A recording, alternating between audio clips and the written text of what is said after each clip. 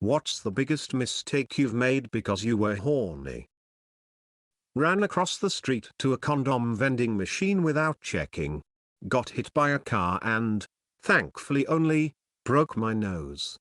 Needless to say, the evening didn't end in bed with my GF. 1996. My GF and I both 21 years old. We didn't live together. I lived with my grandparents. She lived with her strict Catholic parents. It was impossible to have sex at her house, and not that easy at mine. We were both horny and I came up with a plan. I had a job driving a box van delivering wheelchairs, hospital beds, medicine etc. I was allowed to take my box van home every night. Over the weekends I had off. So I had my younger brother help me disassemble my futon and pass it to me through our bedroom window. I set the futon up in the back of the box van, put a CD player back there, some incense and candles and whatnot. Tried to make it kinda, I do not know, not like the back of a box van I guess. Drove over to pick her up one evening around 8 p.m. We told her parents we were going to the grocery store real quick and we'd be back soon. I drove out to some fig orchards instead. I decided to drive the box van down between the rows of fig trees and get deep back in the orchard so nobody would see the large box van from the road. As we were getting further back down one of those rows it started to get muddy. Me having no experience driving in mud, I thought you just gunned it and kept on gunning it till you got through the mud. Yeah, so that didn't work. It just got worse and worse.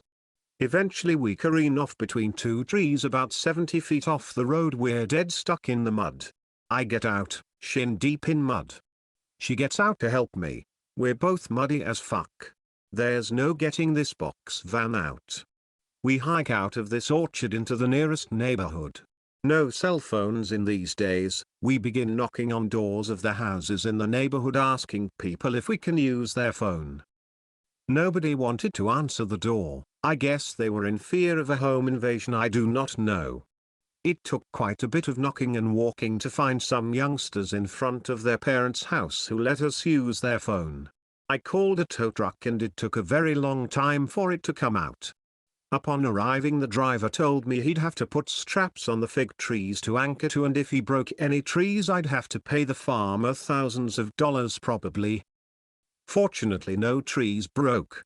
He was able to finally get my box van unstuck and out of the field at around 11 p.m. or so. It costed me $440 which I didn't have on me and I had to call my uncle to borrow it from till I got paid. The whole damn thing was such a mess. I got her home close to midnight and had exactly zero sex that day.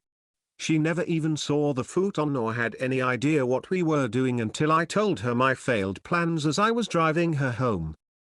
That girl stuck it out with me, dumb decisions and all. We were married for 14 years, our children are 23 years old now. We divorced in 2013 but she's still like my best friend, so it's a fairly happy ending kinda story. What a classy guy, right? What woman wants to bang in the back of a box van? Lol. Horniness makes you do some dumbass shit. Around the age of 12 I had sex with my wall. There wasn't a hole or anything, I was just rubbing my boner against the wall and making out with it. I've been stupidly horny my whole life, it's kind of annoying. Let my ex-boyfriend dry hump me for an hour on a bench outside after summer school. The bad news: this bench behind our school was also beside a swimming pool, where parents were taking their children for swim lessons. Eventually a staff member came out and yelled at us for being inappropriate. I still have shame flashbacks today, over 10 years later. Hooked up with a girl at a party. Didn't even think she was all that attractive, just kind of bored, drunk, and horny. Having to go to the doctor for a case of crabs was my reward for poor self-control. I was hospitalized for a week being on isolation. I was mostly fine. Got too horny and wanked a few off. 1 year later, I got a job at the place. Turns out the room I was in had a camera. This happened a couple of months ago. I was horny. I went to masturbate in the bathroom cause I was staying in a hostel. I was having a good time. Then I heard a glass window breaking and me looking down to see fucking blood pumping out of my fucking dick like I opened a water tap. Turns out, some dumb fucks were playing cricket and hit the ball straight onto the glass window and broke it. The glass shard fell right on my erect penis. Thankfully the bleeding stopped a few minutes after I lost my erection. Had to run to the emergency clinic. Thankfully I didn't lose my dick. I had a seizure and instead of calling a doctor afterwards I convinced my GF that I was fine and we had sex. Got a porn site membership and forgot about it. 4 months and like $150 later I realized my fuck up. Was trying to get with a girl in college. We were texting and I asked her what she was up to. She said she was training for a marathon and going to the gym and asked if I wanted to come. I ended up running 9 miles before I tagged out. So now I know how far I'd go to get laid. It's up to 9 miles. I was staying in a backpacker's dorm with shared bathrooms. I had a thing for this guy staying there as well and he was into me but well, it's hard to find a private spot when you both are staying in 10-bed dorms. So, we did what any horny 20-something would do. We fooled around in the shower. It's worth noting here that we had just switched from a different floor to this one and knew no one. So there we were. Me standing in the shower, water running, him below me, keeping busy. Next minute, we hear a German accent yell outside the door. Dude. You're flooding the hallway. In his concentration and my preoccupation we had managed to block the drain. We came out of the bathroom and yep. The hallway was flooded. So, we spent the next hour or so mopping the hallway and introducing ourselves to the neighbors. Oh yeah, and it leaked in the floor below so we also had to tell the front desk.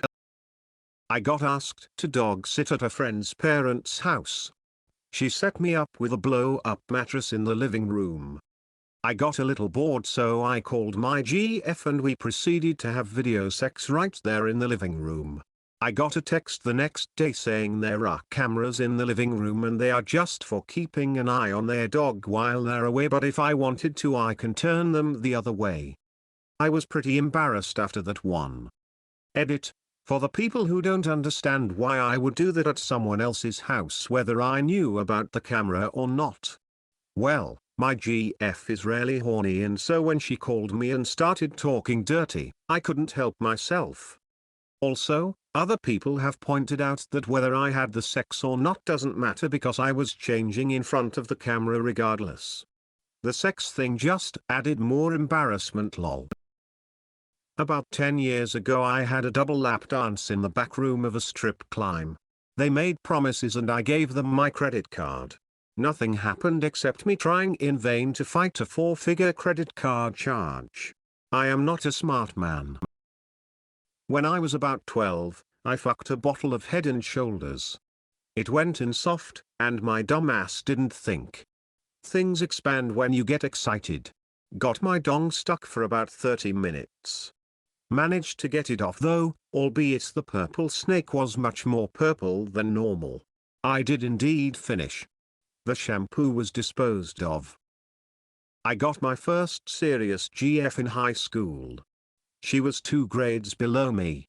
So when I finished 3rd year and moved 500 kilometers south we was still a couple.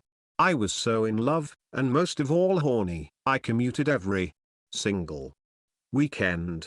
And I was poor. So I took the bus to the nearest station after school. Waited for the long-distance bus for 4 to 5 hours. Went to a larger city to hitchhike my way there. I was there Friday night or Saturday morning. Locked ourselves in her bedroom and went at it until Sunday morning. I made my way down to school again and went to class straight from the bus Monday morning. This went on for almost a year.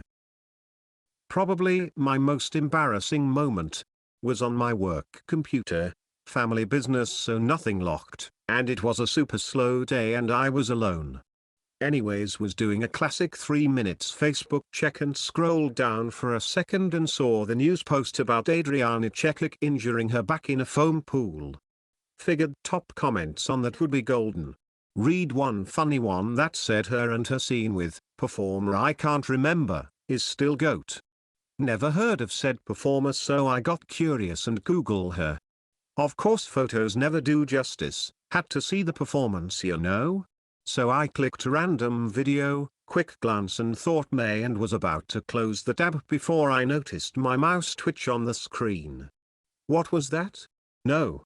That wasn't mouse error, that was someone. Then within seconds I realized the accountant who taps in remotely to finish work came in at that exact moment that I had a browser open for less than 60 seconds. The worst wart was I could have sworn I had all those remote services off, but she tried to tap in for over an hour and must have did something to wake Splashtop, probably had it on some type of standby mode. She even called earlier, but I saw a random number and was speaking with a client and ignored it. Anyways, decision time, do I call her and play it off as nothing or apologize? Naturally, as a fearful 28-year-old, I play off as nothing. I call. No answer. Then a few minutes later I get the call back and her words after exchanging hellos, "Are you finished with whatever you were doing?" Still burns me. My sister was getting married to my now brother-in-law when I was 18. I was his best man. We were finishing up getting ready at the church and I was in one of the back rooms trying to get my tie tied. His younger stepsister, who was my age, had been helping out all day and the night before. She was really cute and her and I had been flirty all weekend. She came into the room to get something and I asked her if she knew how to tie a tie the right way. She came over to help, got all up close and was giving me the sexy eyes. It just popped off. We locked the door and got down right before the ceremony. Then later at the reception. Her dad found out later and lost his shit. He wasn't married to my brother-in-law's mum, but they'd been together a long time, so I guess she wasn't technically his stepsister. Whatever. He hated me. Every time our families hung out he would be a dickhead. It ended with them breaking up and he moved with his daughter to Missouri.